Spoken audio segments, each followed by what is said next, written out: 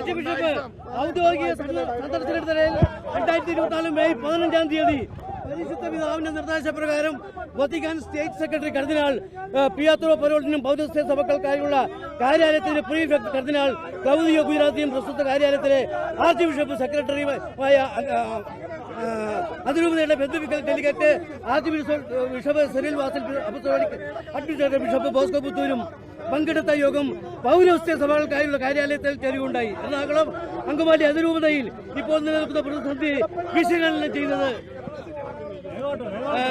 സഭയുടെ ഉന്നത അധികാരികൾ ഈ യോഗത്തിൽ എടുത്ത വ്യക്തമായ തീരുമാനങ്ങൾ നടപ്പിൽ വരുത്തുന്നതിന് വേണ്ടി ഞങ്ങൾ നിങ്ങളെ അറിയിക്കുന്നു. സിറോ മലബാർ സഭയുടെ ഏതാനും വൈദ്യുതന്മാരും സ്വീകരിച്ച സഭാപരമല്ലാത്തതും യുക്തിരഹിതവുമായ കൺപിടുത്തവും ഒരിക്കലും അംഗീകരിക്കാനാവാത്ത സമരമുറകളും ദുഷ്പ്രചരണങ്ങളുമാണ് ഈ വിഷയത്തെ ഇത്രമാത്രം സങ്കീർണമാക്കിയത്. സഭാ സംവിധാനത്തെയും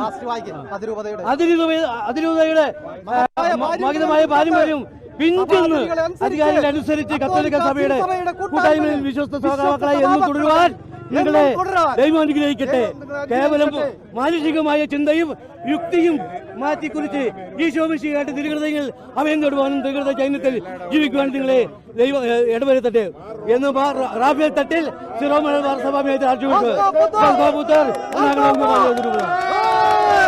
സഭയില് നിങ്ങൾക്ക് ഇതിനെ എതിർക്കുന്ന ആളുകളും നമ്മളോടൊപ്പം യാത്ര ചെയ്യേണ്ടവരാണ്.